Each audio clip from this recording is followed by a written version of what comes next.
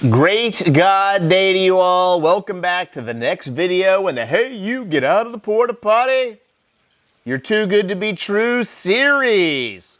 Now, I do have some notes here with me. We got a bunch of brand new quotes, and some of them are pretty complicated and deep, and I got to reference them. This one is no exception.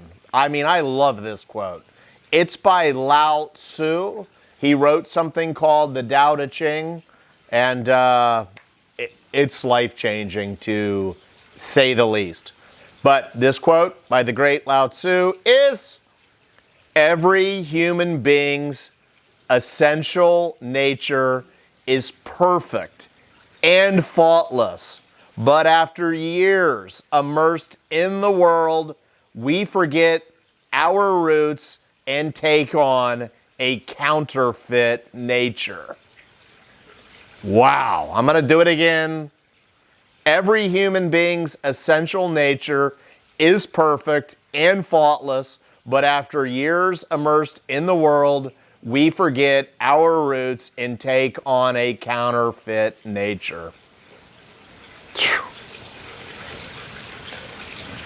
More on that one later. And I just invite you to ponder a quote by the great Charles Bukowski.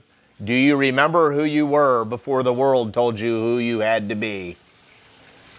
You can reflect on that one for years. But needless to say, both of my grandfathers fought in D-Day. Well, let me back up.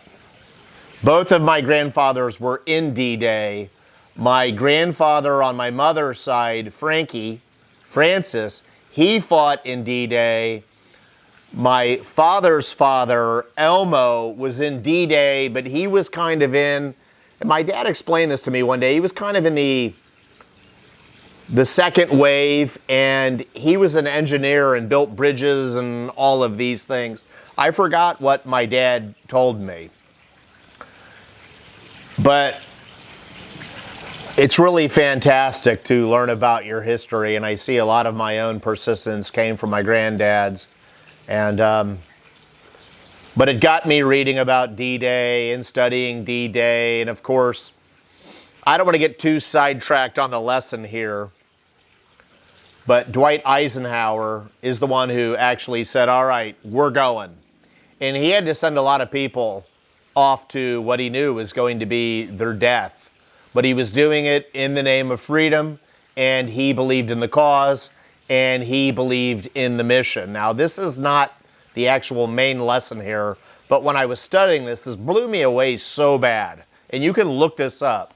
Dwight Eisenhower, the commander, the general, he wrote 2 letters that day. They call them the 2 D-Day letters. One of the letters, in the event the mission was successful, it talked about why they did it and that it's going to lead to freedom. But that's not even the important letter, although we know that's what happened. The second letter, in the event the mission was a failure, Dwight Eisenhower took full responsibility. Dwight Eisenhower, who would go on to become president, took full responsibility if it was a failure.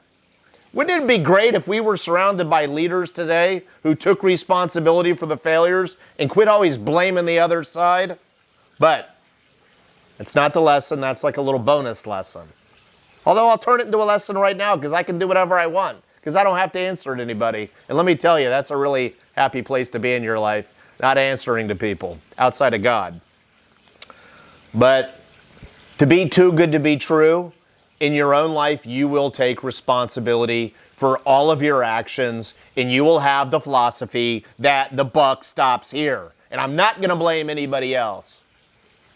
But the actual lesson here is this. Earlier in one of our videos, I asked, hey, are you still breathing? Do you know what that means? And it means your purpose, your mission for being here is not over. So I go into businesses all the time, And they want to know why people aren't engaged. They want to know why people quit. And quite frankly, it's pretty obvious. They don't feel like they're connected to something bigger. Now, the amazing part is that's the actual lesson.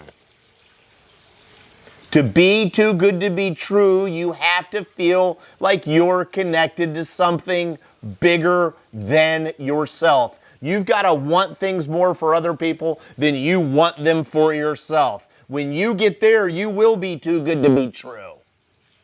But the point is, when we get into the Unleash Your Hero module in our curriculum, and by the way, if you'd like to experience this curriculum, it's world freaking class. Drop us a comment here.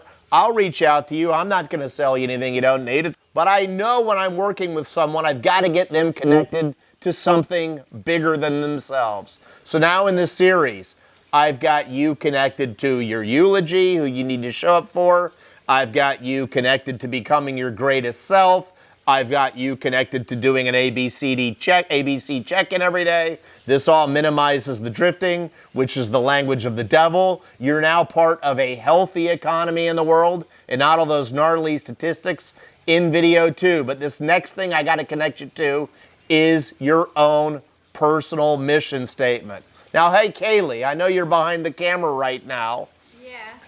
What is the Dharma of a bumblebee? Pollinate flowers and other plants and make more bees. Okay? Even the bumblebees have a dharma, which is a code word for purpose and mission, okay? Do you really think that the bumblebees got thrown down here and they've got a purpose but you don't? Not happening. So now, what I need you to do is think about your definition of your greatest self. I want you to think about your eulogy. I want you to think about your own ABCs. And I want you to write out your own mission statement. All these businesses, they have mission statements and they say, we don't know why anybody doesn't follow it. And I say, well, it's because they don't have one in their own life. Why would they do something for your business that they won't do in their own life? So if you want to be too good to be true and highly engaged, you write out your own personal mission statement. Okay? What does that sound like even? Now, in our curriculum, we have a giant box you can write it in, and some people take up all the space, and some people don't take up all the space. Mine simply reads, leave everyone you meet better off. Leave everyone you meet better off. So I wake up in the morning, the alarm goes off, it says, greatest version of yourself every day, and then I read my eulogy, and then I read my mission statement, and I say, God, this is Jundy. He always kind of laughs and probably smiles and says, he's kind of a crazy guy. I say, but God, I'm going to leave everyone I meet better off. And I ignore all this noise and nonsense in the world, and I stay locked in on whoever comes into my life, leaving them better off, and I don't drift. And then I listen to a song, like the old Chicago Bulls would listen to that song. Their goal, their mission was to win a championship, and they'd come into the arena, they'd listen to their song, and it gets me fired up to win my mission every day. Now, how does this work in the real world? So let's go back to the D-Day story. And they had all these troopers and servicemen who fought for your freedom. Is the life you're leading worthy of that sacrifice and the sacrifice that Jesus made for you? And when they were driving to fulfill their mission, and the mission of your life has to be bigger than anything else, by the way, they didn't beeline the boats off to the local bar to hang out and have a few shots.